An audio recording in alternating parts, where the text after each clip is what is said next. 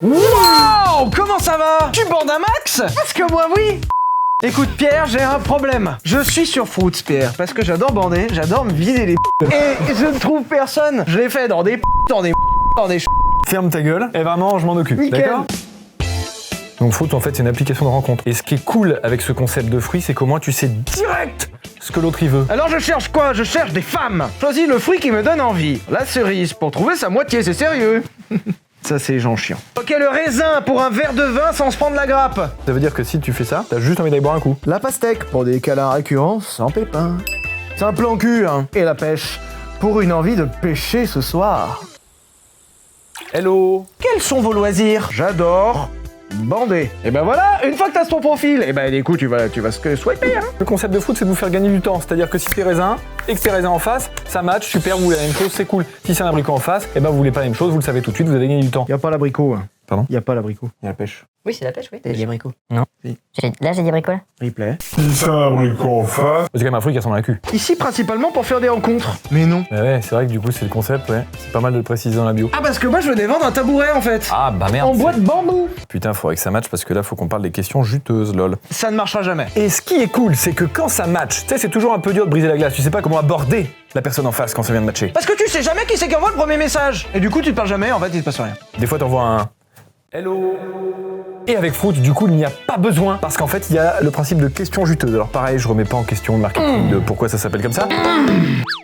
Hello. Et du coup, bah là, typiquement, t'as une question. Exemple, tes orgasmes sont plus forts quand tu te masturbes ou quand tu fais l'amour? Elle a répondu, quand je me masturbe. Et moi, j'ai répondu, quand je me masturbe. On est fait pour s'entendre. Et à quoi elle a répondu? Peut-être qu'on pourrait inverser notre réponse en essayant tous les deux. Et là, tu vois, grâce à Fruits, bam, ça a directement brisé la glace, ça a retourné le truc et tu l'as prise dans le...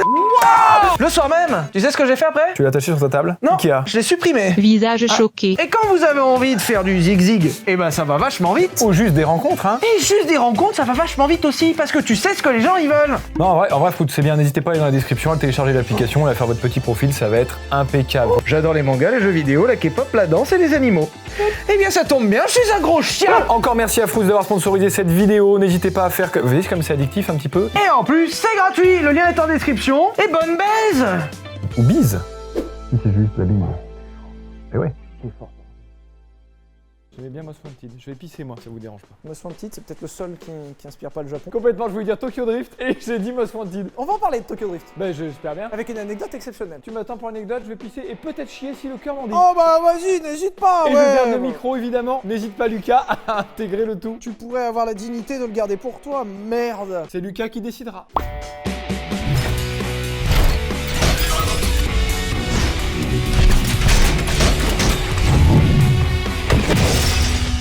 Bonjour tout le monde, bienvenue sur Villebrequin. Aujourd'hui, un nouveau concept pour vous les loulous. Ça fait un moment que vous nous demandez, parler plus de japonaises. Moi je veux bien parler de japonaises, mais déjà, soit c'est des modèles super chiants, on va le voir tout à l'heure, ils savent faire des modèles très chiants. Ils savent faire des modèles pas chiants, mais il n'y en a aucun qui prête. Donc on peut pas en faire d'essais qui nous intéressent. Et le reste du temps, il y a des sujets super cool les uns avec les autres, mais jamais vraiment de vidéos qui condensent tout. C'est ce qu'on fait là.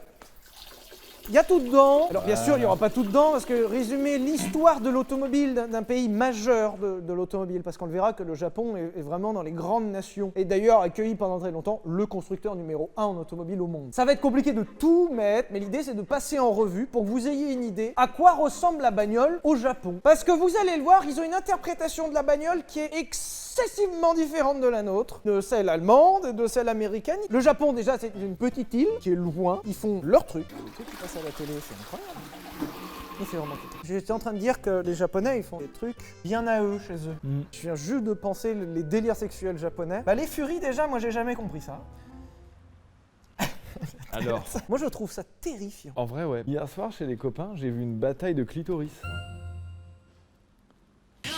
Et en termes de voitures, il faut prendre en compte deux points. Il y a un premier point, il y a le Japon qui veut faire des voitures qui marchent, fiables, qui est la plupart de la production quand même, on va pas se mentir. Et il y a un autre côté du Japon qui fait un peu n'importe quoi. En gros, chez nous, on avait Citroën qui faisait ça, c'est-à-dire une marque qui faisait n'importe quoi dans son coin, mais c'était une marque. Là, c'est une nation qui fait n'importe quoi, mais tous un petit peu de leur touche. Peut-être que vous ne le saviez pas, mais alors je pense qu'on peut le dire, hein, que les voitures japonaises sont les voitures les plus fiables du monde. C'est pas forcément une règle qui se retrouve partout, mais dans l'ensemble, les voitures japonaises japonaises ont quand même moins d'avaries que le reste de la production mondiale, et ça s'explique pour beaucoup de choses. Ils étaient assez loin et assez isolés, il a fallu rapidement qu'ils mettent en place leur propre production automobile. Surtout que, je vous le rappelle pour ceux qui ont loupé les cours de géographie en 5e, le Japon est un pays qui est assez difficile géographiquement. C'est extrêmement vallonné, il y a extrêmement de changements de climat. C'est-à-dire que tu peux littéralement une seule journée passer de ça de neige à la plage. Les routes la plupart du temps sont étroites, et quand elles ne sont pas étroites, c'est qu'elles sont en plein dans des centres-villes qui sont littéralement surchargés de fou. C'est-à-dire qu'ils ont énormément de configurations de routes au Japon, donc ça a donné lieu à des automobiles un petit peu folles, et surtout, globalement, à des automobiles qui se devaient d'être fiables. Encore une fois, le Japon a été une nation toujours dans l'esprit de la productivité. Ça reste encore aujourd'hui dans la culture japonaise, où la productivité, être efficace au travail, est une valeur que beaucoup de gens ont. Chez nous, c'est travail, famille, patrie. Chez eux, c'est travail, travail, travail, patrie. S'ils peuvent travailler. Quand je vous disais que le travail est au cœur des valeurs au Japon, il y a aussi un aspect aussi très qualitatif, c'est-à-dire que les Japonais apportent extrêmement de soin à ce qu'ils font, et en général, quand vous avez un objet qui est made in Japan, en vrai c'est bien foutu. Genre ma Casio dorée à 30 €, elle est made in Japan, en vrai je crois que j'ai jamais eu une montre si bien faite. Et les Japonais ont toujours eu cette tradition de faire des voitures, pas forcément qualitatives, on le verra tout à l'heure, mais ultra finies. Et par exemple, les Japonais ont été les premiers dans le monde, notamment avec la méthode de fabrication de Toyota, à mettre en place du fini main. La finition manuelle que Pierre Chabrier aime tant vient en partie du Japon. Les moteurs assemblés à la main, comme sur la GTR 35, ça vient du Japon la mode en fait. C'est cool. Personnellement, la finition main, je la préfère thaïlandaise.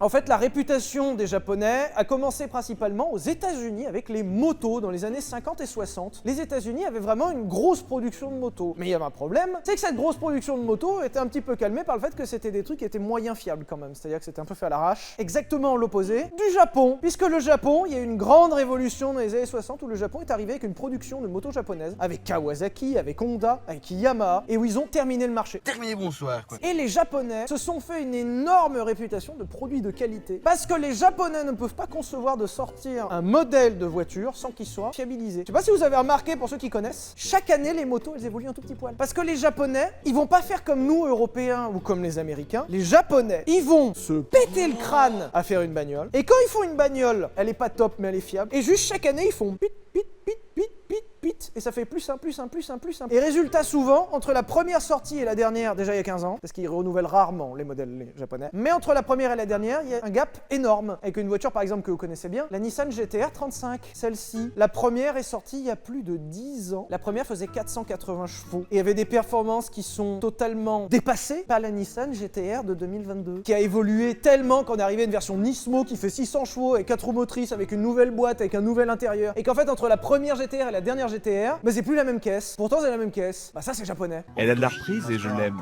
C'est ma voiture. Les Japonais ont une image de pionnier. Alors, ce qui est étrange, c'est que c'est pas pionnier dans tout. Par exemple, si tu prends des innovations qu'on a partout chez nous, l'ABS, l'ESP, les airbags, les ceintures à prétentionneurs, certaines options d'aide à la conduite, tout ça, c'est plutôt les Allemands qui l'ont amené, un peu les Suédois pour la sécurité avec Volvo, mais c'est globalement l'Europe, un peu les États-Unis, mais pas le Japon. Pour autant, au Japon, ils ont une façon d'innover bien à eux, avec par exemple l'hybride, cette voiture qui est ici. Vous ne l'avez certainement jamais vue, et pourtant vous la connaissez, celle-ci, c'est la Toyota Prius. Vous en avez déjà certainement entendu parler. C'est une voiture purement japonaise, alors déjà par le style, hein. On le verra juste après. Ils aiment bien les trucs avec des styles un peu particuliers, originaux, voire uniques. La Toyota Prius rentre dedans, et surtout ce qui fait le cœur de la Toyota Prius, c'est justement son cœur. La Toyota Prius est la première voiture hybride du monde. Aujourd'hui, l'hybride est une technologie qui est devenue normale, courante. Autant à l'époque, c'est-à-dire milieu des années 90, on n'était même pas en 2000 que Toyota sortait déjà une voiture hybride, et à l'époque ça faisait rire tout le monde.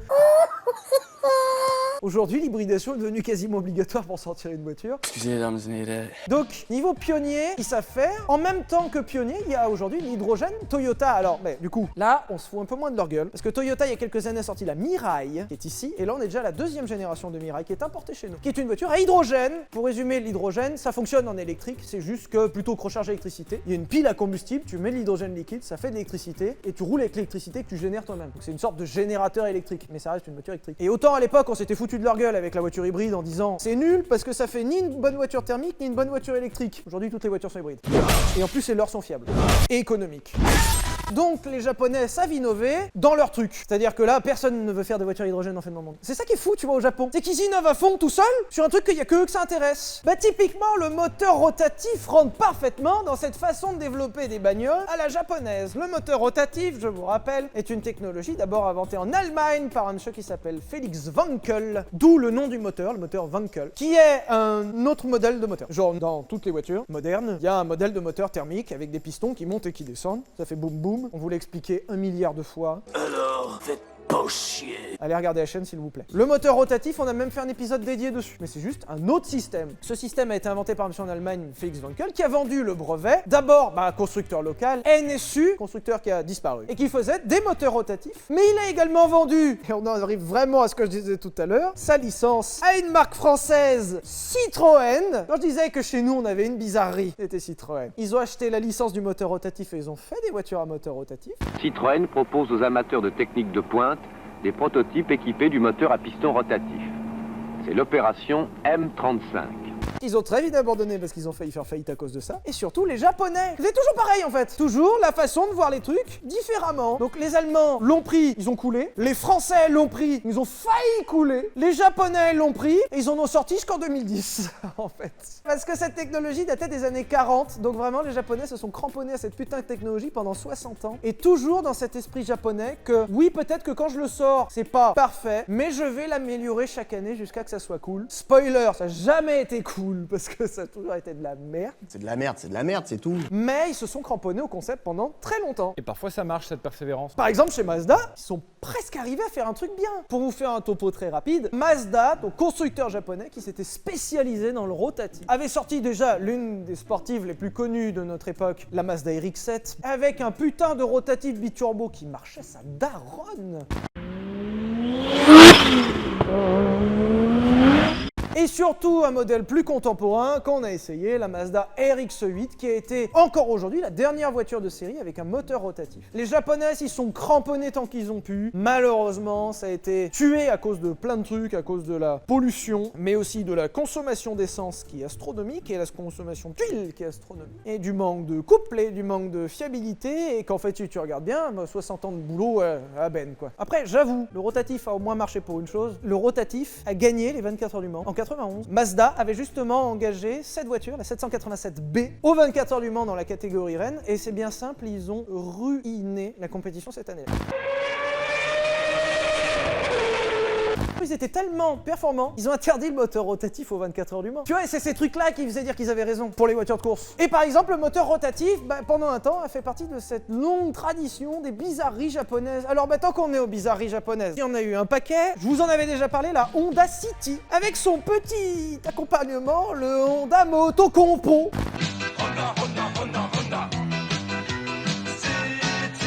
Ça, c'est ultra japonais dans l'esprit. Ils ont des villes qui sont extrêmement blindées. Genre, ils sont blindax au Japon. D'ailleurs, anecdote, tu ne peux pas acheter une voiture dans les grands centres-villes japonais si tu n'as pas un justificatif que tu possèdes une place de parking. Et oui, tout à fait. Et d'ailleurs, c'est pour ça que c'est la guerre pour les places de parking là-bas et qu'il y en a qui se vendent à des prix démentiels. Pire que Paris, le bordel. Typiquement, pour répondre à ce genre de problème d'encombrement, tu te trimbales avec ta petite Honda City, donc une petite voiture citadine, tu vas à la lisière de la ville, et une fois que tu es arrivé, tu ouvres le coffre, et c'est pas une vanne, c'était vraiment vendu avec une sorte de moto pliante dans le coffre. T'achetais 2 véhicules. Et c'est incroyable comme concept. Et surtout, la dégaine de la moto compo est exceptionnelle. Et l'idée, c'était d'assurer ce dernier kilomètre avec un petit truc thermique qui t'emmène puisque les moteurs électriques à l'époque n'existaient pas vraiment.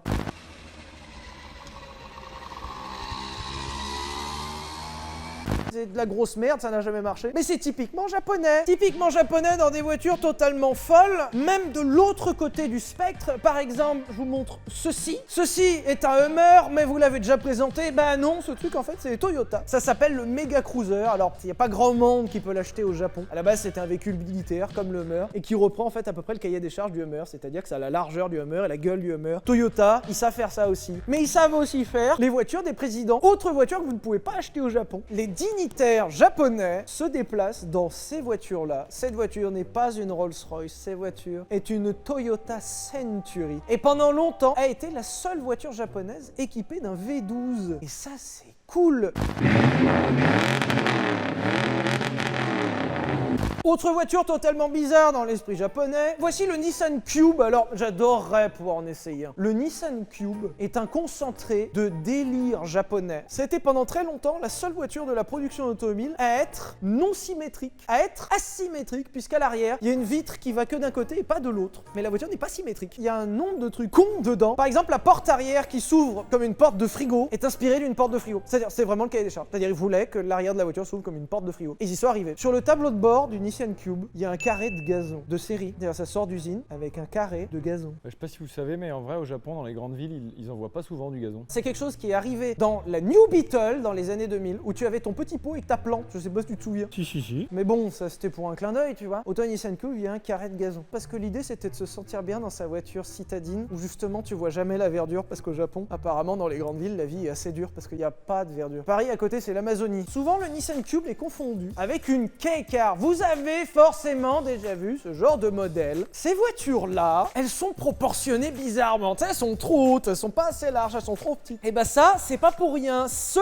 type de voiture est appelé les K-Cars. Les K-Cars, à la base, viennent d'une réglementation au Japon, on vous l'a dit tout à l'heure. Dans les grands centres-villes, c'est très compliqué d'avoir une voiture. Et il y a des malus fiscaux quand on achète une voiture trop grosse. Pour autant, aujourd'hui, avec les K-Cars, ces voitures-là, à la base, sont nées de l'après-guerre. Après la Seconde Guerre mondiale, le Japon a eu beaucoup de mal à s'en remettre, parce que je sais pas si vous êtes au courant, mais le Japon, à la Seconde Guerre mondiale, ils ont pris vraiment plein la gueule. Et donc, à l'époque, refaire des voitures, c'était très compliqué. Donc, ils avaient déjà la tradition de faire des 2 roues. Au bout d'un moment, 2 roues, ça va bien 5 minutes, mais il fallait quand même faire un truc à 4 roues. Et donc, est arrivée cette réglementation de la K-Car, de la toute petite voiture, qui est en réalité un quadricycle à moteur, pour proposer une alternative pas chère et qui permettrait de remettre rapidement le Japon sur roue. Chaque nation a eu sa propre interprétation, finalement, de la K-Car. En Allemagne, ils ont eu la coccinelle. En Italie, ils ont eu la Fiat 500 et nous, on a eu la 2 chevaux. Au Japon, ils ont pris ce truc un peu différent de la K-Car. Et au fil du temps, la K-Car, qui à la base devait être quelque chose d'assez temporaire, est restée dans le sens où les villes étaient si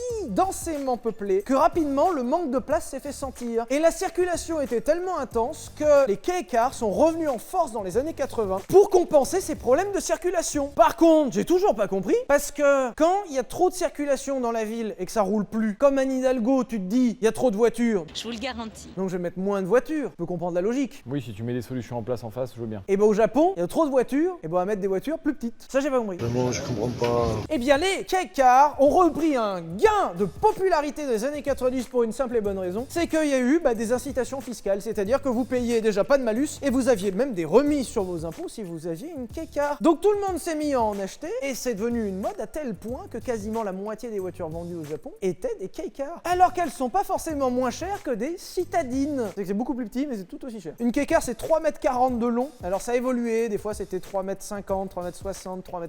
Aujourd'hui c'est 3,40 m de long, et surtout c'est en termes de moteur, 660 cm3. Ça c'est 5 litres, c'est-à-dire 5000 cm3. J'ai 8 putains de K-Cars là-dedans. Alors aujourd'hui la mode des K-Cars perd un peu en vitesse parce que les avantages fiscaux ne sont plus si avantageux. Les prestations commencent vraiment à être dépassées, parce que vraiment les voitures évoluent tellement qu'il y a un gros gap maintenant qui se font avec les K-Cars. Et les gens n'ont plus forcément les moyens d'avoir 2 voitures. Et en plus de ça... Mais c'est de la merde, voilà, il y a un moment. Même si le K-Car n'est pas mort, puisque ceci, c'est la Honda S660, c'est-à-dire une S2000 en K-Car. Et elle est vachement cool, il paraît. Alors, tant qu'à parler des voitures qui n'ont pas de chevaux, c'est le moment de vous parler des voitures qui ont trop de chevaux. On va passer en revue sur un épisode vraiment important de l'histoire des voitures japonaises. Est-ce que vous vous souvenez, les loulous, Gran Turismo 4 Tu sais, dans les marques japonaises, t'avais la puissance marquée en bas. Et c'était toujours marqué 280 chevaux, 280 chevaux, 280 chevaux. Et c'est fou parce que quand j'étais gamin, je comprenais pas. Et je me disais, les voitures japonaises, elles sont nulles. Alors, pour vous expliquer, pour la faire très simple, nous sommes à la fin des années 70 et arrive sur la route un mouvement qui s'appelle le Bosozoku. Le Japon, tout comme l'Italie d'ailleurs, et même les États-Unis, ont été marqués par une forte recrudescence de la délinquance. Il y a eu beaucoup de mafias, d'ailleurs les mafias japonaises, c'est les Yakuza, c'est encore connu. Et les mecs avaient tellement de puissance, pas que sous leur capot d'ailleurs. C'est-à-dire le gang avait de la puissance. Sous le capot, ils avaient de la puissance. Parce que du coup, en fait, les gangs avaient tellement de puissance que déjà, les flics ne voulaient pas venir les voir. Les flics avaient peur de mourir. Et l'idée, c'était juste que les mecs roulaient à bloc.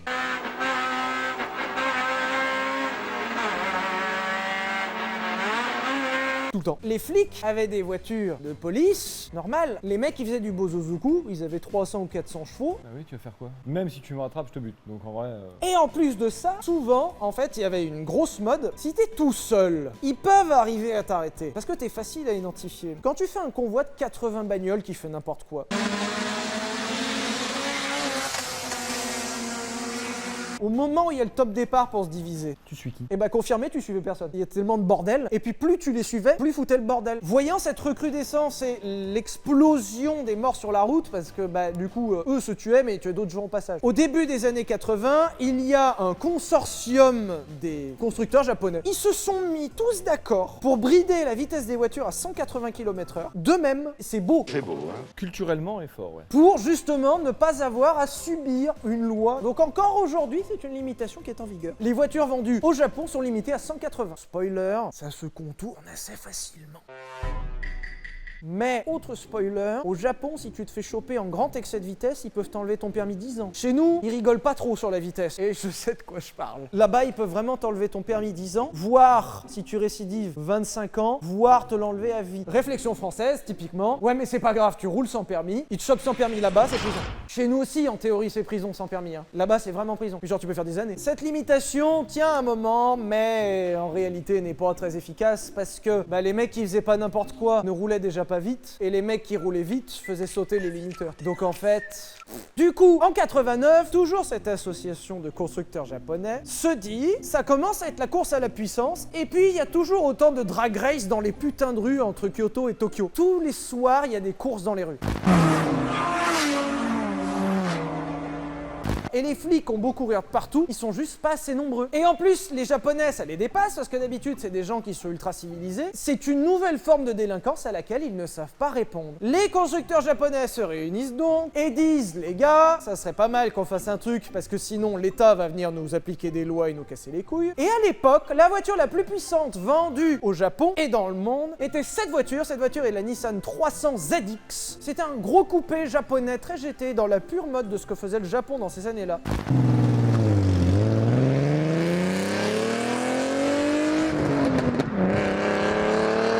D'ailleurs, anecdote intéressante, les phares de la 300 ZX seront aussi les phares de la Lamborghini Diablo. Je m'en fous. Vous vous en foutez, mais je l'ai placé, je suis très content. Et on arrive donc en 89 où la 300 ZX propose 280 chevaux. Et donc l'association des constructeurs japonais, la JAMA, se dit, il y a beaucoup de morts sur la route, l'État va venir nous taper sur les doigts à un moment ou un autre, ça serait pas mal qu'on fasse un geste dans le sens de la sécurité routière. Mettre plus d'airbags? Non. Faire des voitures plus sûres? Non. Faisons une limitation de la puissance. Ils ont pris la 300 ZX et ils se sont dit que cette puissance était déjà tout à fait suffisante et que ça servait à rien d'aller plus loin. Et donc encore une fois, et c'est là où ils sont trop forts, ils se sont assis tous autour d'une table, ils se sont regardés et ils se sont dit, les gars, venez, on passe pas les 280 chevaux. Et c'est quelque chose qui a été accepté. Et c'est ceci qu'on appelait le Gentleman Agreement, c'est-à-dire l'accord entre gentlemen. Pour le coup, autant la limitation des 180, ils l'ont vraiment fait. Autant, j'aime beaucoup le concept du 280 chevaux. Forcément, on est tous des grands enfants, surtout les Japonais. Vous vous demandez peut-être pourquoi, au Japon, il y a tant de voitures qui sont tuning. C'est vrai que toutes les bagnoles, tu sais, putain, alors le nombre de fois qu'on nous l'a demandé à l'essai, la Supra MK4, cette voiture-là. Tout le monde veut qu'on l'essaye, et je vous rassure, nous aussi, on veut l'essayer. Sauf que la Supra MK4, nous, on aimerait bien l'essayer d'origine. Ça fait des années qu'on cherche une Supra MK4 biturbo d'origine. Et on ne trouve aucune de ces voitures d'origine.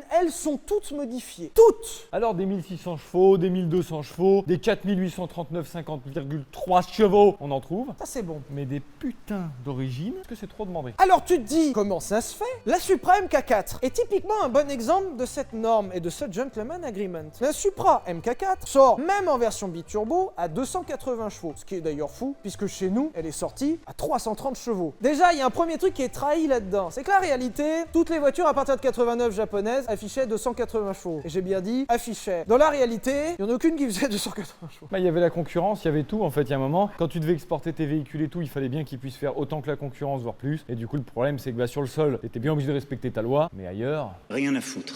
Aux États-Unis et en Europe, elles étaient bien vendues à 330 chevaux, alors que c'était la même. La Nissan GT-R 34,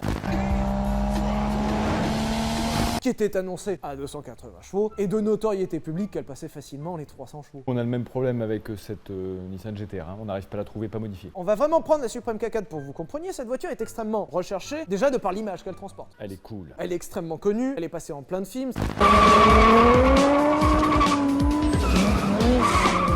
Ça reste une voiture performante, c'est une voiture fiable, c'est une bonne voiture, oui. Et la réalité, c'est que lorsqu'on regarde la fiche technique d'une Supreme K4, on va trouver des trucs qui sont bizarres. Par exemple, si on a autant qui sont modifiés des Supreme K4, c'est parce qu'elles supportent vachement bien les préparations. Et ça vient d'une chose, c'est que la Supreme K4, comme plein d'autres japonaises de l'époque, embarque un moteur qu'on appelle forgé. Dans un moteur, donc avec des pistons et tout. Pardon, petite pause, on s'est rendu compte en regardant l'épisode qu'on l'a un peu trop vulgarisé et que du coup on comprend pas. Alors je vais essayer de faire simple et concis, d'accord? En tout cas, asseyez-vous et surtout abonnez-vous à cette chaîne parce que c'est très important, parce que je vais vous expliquer un truc qui casse la tête. Prenez un Doliprane, régalez-vous. Pour faire une pièce en métal, vous avez globalement 3 façons. La première façon, c'est l'usinage. Vous partez d'un gros bloc de métal et vous taillez dedans pour obtenir votre pièce. Et ça, c'est globalement de la merde, voilà. La deuxième façon, la plus courante, c'est de mouler les pièces, c'est-à-dire qu'on crée un moule, on coule dedans, on laisse sécher et tada, t'as une pièce. C'est pratique, c'est pas cher, mais ça peut être pas super solide.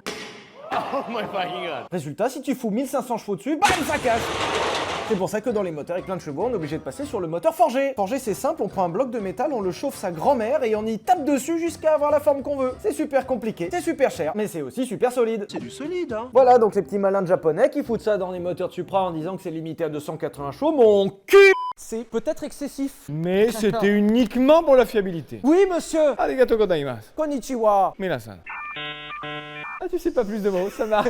Et quand on voit que beaucoup de sportives japonaises de l'époque ont comme par hasard du bloc forgé alors qu'il n'y a pas du tout besoin de faire un bloc forgé et que ça serait quand même vachement pratique de partir d'un bloc forgé pour faire une prépa 1000 chevaux à tout hasard. Et surtout que quand on ouvre le capot d'une Supra et qu'on voit qu'il y a déjà des ancrages par exemple pour des barres anti-roulis, parce que ça on a oublié de le préciser, mais en fait dans la baie moteur d'une Supra MK4, il y a déjà des ancrages pour des barres anti-roulis. Tu veux mettre des pièces performance dessus, c'est déjà tout prêt quoi. Tradition qui garde encore même aujourd'hui puisque sur la nouvelle Supra, sous le capot et tout, tu as des ancrages pour une barre anti-roulis qui n'est pas là, mais elle n'est même pas proposée. Tu sais, ils ont fait la voiture et ils se sont dit, ça serait pas mal une barre anti-roulis en dessous là. Puis viens, on va mettre de la place vers les turbos au cas où s'il faut en mettre des plus gros. Comme s'ils avaient développé la voiture pour qu'elle fasse 500 chevaux et qu'ils l'avaient juste un petit peu downgrade à 280 pour dire, ah non, c'est pas moi. C'est pas moi. Elle fait 280, mais c'est pas moi. Et donc c'est pour cette raison que par exemple la Toyota Supra, je sais qu'il va y avoir plein d'amateurs derrière cet écran et que vous demandez pourquoi il y a autant de gens qui veulent une Toyota Supra, pourquoi je veux une Toyota Supra? Parce que c'était fait à la base pour être modifié, parce que c'était fait à la base pour encaisser 1000 chevaux sans trop broncher. Et surtout, il faut garder à l'esprit aussi qu'à la base, c'est des trucs qui valaient rien au Japon. La Supra ne coûtait pas cher et la prépa pour faire 1000 chevaux en ta Supra ne coûtait pas cher. C'est pour ça que le 2JZ a eu cette réputation incroyable, c'est que si vous vouliez une grosse prépa fiable, pas chère, fallait prendre un 2JZ. Du coup, cet accord a été abandonné en 2004, déjà parce qu'il y avait toujours plus de voitures surpuissantes sur la route, donc ça n'apportait rien. Et surtout, deuxièmement, c'est qu'il y avait tellement de concurrence en 2004, je vous rappelle qu'une année plus tard, BMW sortait sa M5 V10 avec 500 chevaux de série dans une berline. 280 chevaux, ça commence à être limité pour concurrencer vraiment les autres constructeurs. Et donc, vu que de toute façon personne respectait, ils se sont dit viens, on arrête, et ils ont continué à faire des puissances toujours plus folles. Les Japonais sont des fans de circuits et sont des fans de voitures sportives. Ils ont toujours fait des voitures sportives, alors encore une fois typiquement dans la tradition japonaise, c'est-à-dire pas forcément des voitures extrêmement puissantes, mais des voitures qui ont proposé des super compromis, c'est-à-dire des voitures vachement bien mises au point. Exemple sur l'Integra Type R qu'on avait essayé, la voiture en soi est dérivée d'une petite berline compacte japonaise qui ne demande rien à personne, mais autant dire que quand ils y ont foutu quasiment 200 chevaux dedans, une boîte de vitesse incroyable, un embrayage incroyable et un moteur qui prend presque 8000 tours, et ben ça marche vachement bien.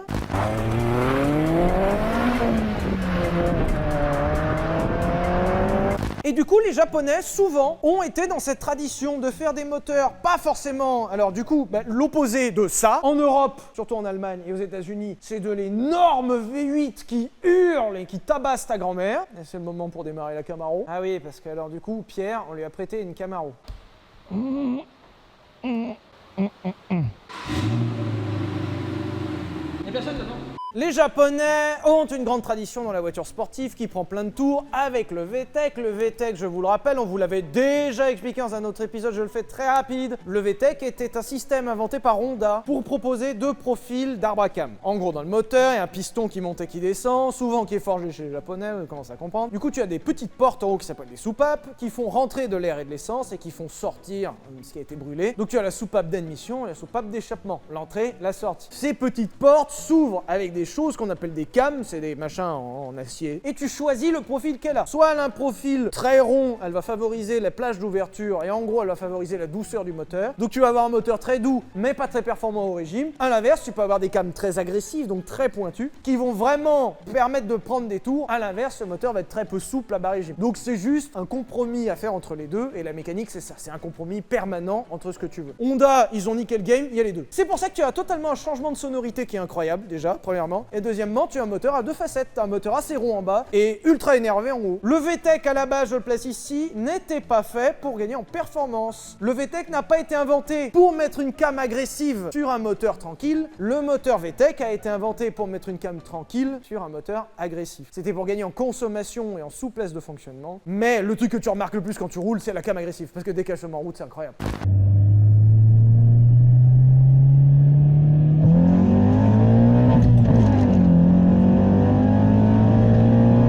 Donc les Japonais adorent les voitures sportives, déjà pour aller faire de la route de montagne, parce qu'ils ont beaucoup de routes de montagne là-bas, donc c'est très chouette d'avoir un moteur qui prend des tours.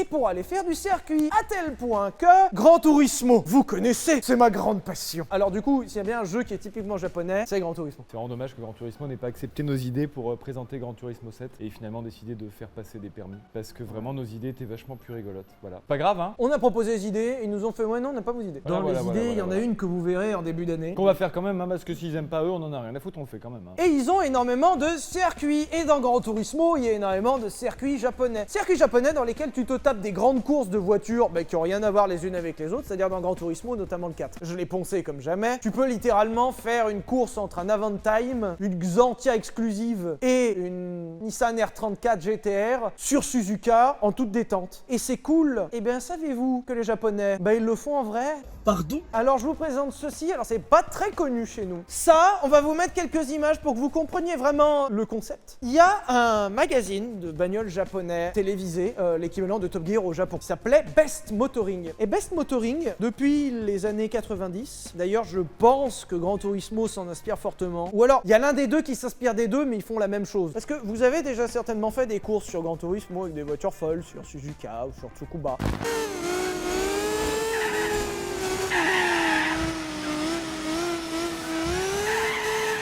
Best Motoring, ils le faisaient vraiment. La plupart du temps, ils prenaient des caisses de merde, ce qui était à mourir de rire parce qu'ils adoraient emmener sur circuit des voitures qui avaient rien demandé et qui devaient pas aller sur circuit.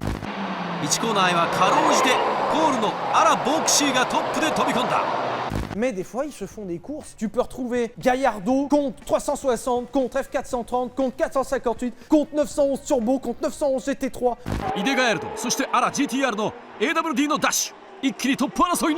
Best Motoring qui pendant des années du coup proposait ce format phare. Donc t'avais genre chez Top Gear UK t'avais le format où ils invitaient des stars, ils leur faisaient faire des tours. Et chez Best Motoring ils invitaient que des stars, donc il y avait que des pilotes. Alors des fois il y avait des gens un peu mauvais. Et c'est à voir, c'est somptueux. Et dans ce Best Motoring qui a duré pendant des années, le présentateur principal c'était ce monsieur, le Drift King, Keiichi Tsuchiya. Le roi du drift, c'était ce monsieur qui animait l'émission Best Motoring. Alors tu te dis mais d'où vient ce monsieur? Alors déjà pour ajouter au palmarès du monsieur rapidement, le mec a gagné dans sa catégorie Le Mans en 99 sur la GT1 dans sa catégorie. Mais Keiichi Tsuchiya se fait connaître non pas par son skill, parce qu'il y a du skill, le mec est trop bon, mais se fait surtout connaître par sa façon de piloter. C'est-à-dire que le mec est un poil bourrin. C'est-à-dire que c'est le seul mec dans des courses d'endurance sur circuit, tu vois. En général, le frein à main sur circuit, tu l'utilises pas souvent. Lui, il utilisait le frein à main 3 fois par tour. Ce qui n'est pas forcément très efficace, mais ce qui est assurément très spectaculaire. Et Keiichi Tsuchiya a commencé à se faire une spécialité de s'il n'arrive pas à gagner, au moins il faisait le spectacle. Et donc,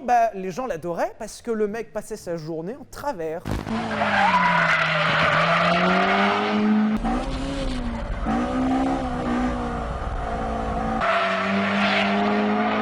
Et le drift, c'est lui qui l'a inventé. Il s'amusait tellement que passé un temps dans sa carrière, il a trouvé un peu moins d'intérêt à faire des chronos et un peu plus d'intérêt à faire des grands travers d'enfoirés. Tu veux savoir ce qu'il a fait, le petit Keiichi? Il avait une Toyota AE86 qu'on a essayé sur la chaîne d'Initial D. Waouh, mais vous êtes super rapide. Merci. Et cette voiture avait pour particularité de beaucoup drifter. Et donc à un moment, il s'est rendu compte qu'il adorait prendre des routes de montagne et la mettre en travers du futur tout le temps. Mais genre, il s'amusait à faire genre 20 km de suite sur des virages en travers. Et tout le monde lui disait, ça serait incroyable que les gens te voient faire ça. Et il l'a pris au pied de la lettre. Keiichi Tsuchiya a sorti dans les années 80 une VHS. Il a tourné ça sur route ouverte. Je ne le connais pas, j'ai envie de le pomper.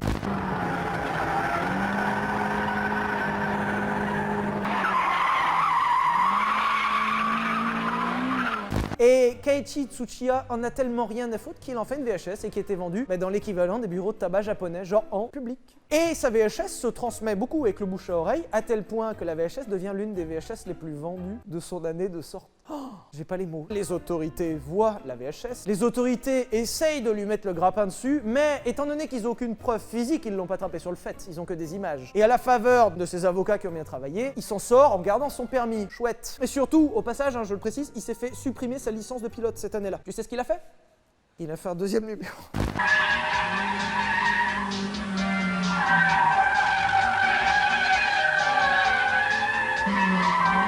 Il se fait attraper, il sort de son procès, il se fait sucrer sa licence de pilote. L'année d'après, il fait un numéro 2 qui fait 40 000. Deuxième numéro, il a eu encore plus de succès. Je vous ai expliqué tout à l'heure que les gens ils faisaient un peu les cons sur la route. Il y a des images où ils arrivaient à 150 bagnoles et à 150 tous les modèles japonais propulsion.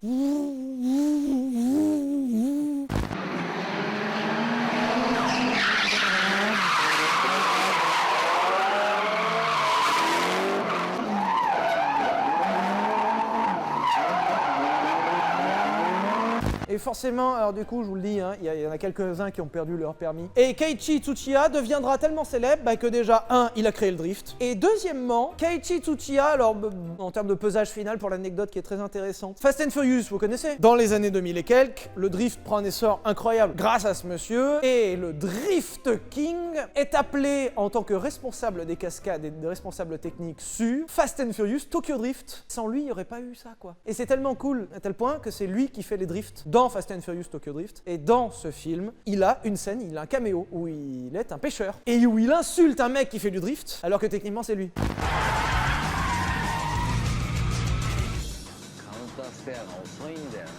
Franchement, lui, il pèse. Ouais, repose. D'ailleurs, Initial D, ça vous dit quelque chose? Et Keiichi Tsuchiya a aussi été directeur technique pour cette série. C'est lui qui a donné tous les conseils pour que les scènes soient cohérentes. Anecdote encore plus folle, on le voit même apparaître dans la série. Enfin, apparaître, il est au téléphone. Voilà.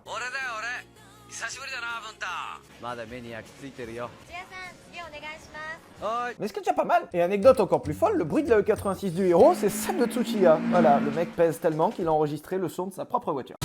Le Japon est également connu pour le tuning extrême de leurs voitures. Donc par exemple, il y a plein de modes qui viennent du Japon. Genre les néons sous les bagnoles, c'est japonais. En fait, le tuning, c'est japonais. À tel point que le tuning est devenu littéralement une institution au Japon. À tel point qu'on trouve certaines personnes au Japon qui sont considérées un peu comme des demi-dieux de la bagnole. C'est-à-dire qu'il y a vraiment des gens qui ont tellement marqué leur époque en termes de tuning dans les années 80, 90 et 2000 que les gens sont considérés comme des demi-dieux. Kemura, qui fait partie de l'un de ces incroyables designers japonais, qui est par exemple le responsable des kits Rocket Bunny. Vous en avez peut-être déjà entendu parler de ces trucs-là, Liberty Walk, RWB. Et tout ça, c'est des tuneurs japonais ultra connus. C'est une mode là-bas qui a beaucoup pris aux États-Unis, mais surtout au Japon. Et là-bas, ces gens, ces designers, sont considérés comme des demi-dieux. Kemura, on a confirmé qu'il a le boulard d'un dieu, quoi. Il a pas la rapidité d'un dieu, par contre, non, il bouge un peu. On l'a fait très rapide. Kemura, pour l'anecdote, typiquement, faisait partie de cette mouvance Bozozoku, où le mec a fait vraiment n'importe quoi sur la route, et à un moment dans sa vie, à son deuxième retrait de permis, apparemment, si j'ai bien compris, premier retrait de permis, s'en est sorti avec 2 ans. Genre au Japon, ça veut dire clément. J'ai fait 4 mois, j'avais envie de me buter, en tant que passionné d'automobile, c'est chiant. Kemura, son deuxième retrait de permis, il a pris 10 ans. Résultat, Kemura s'est mis à faire du tuning, mais genre du tuning pour ses copains, et des préparations moteurs pour ses copains qui avaient encore le permis, donc ils pouvaient encore s'en servir. Et à tel point que Kemura est devenu un demi-dieu du tuning japonais avec beaucoup d'autres personnes, mais globalement, il a atteint ce stade. Alors du coup, veux-tu débattre de notre expérience avec Kemura avant de conclure cette vidéo? Je dirais et qu'on va bien le faire dans la vidéo multiplat.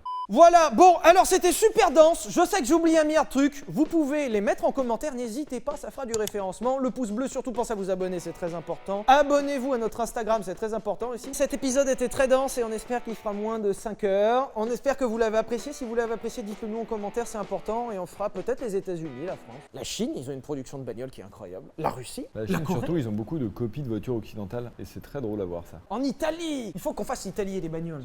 Ciao.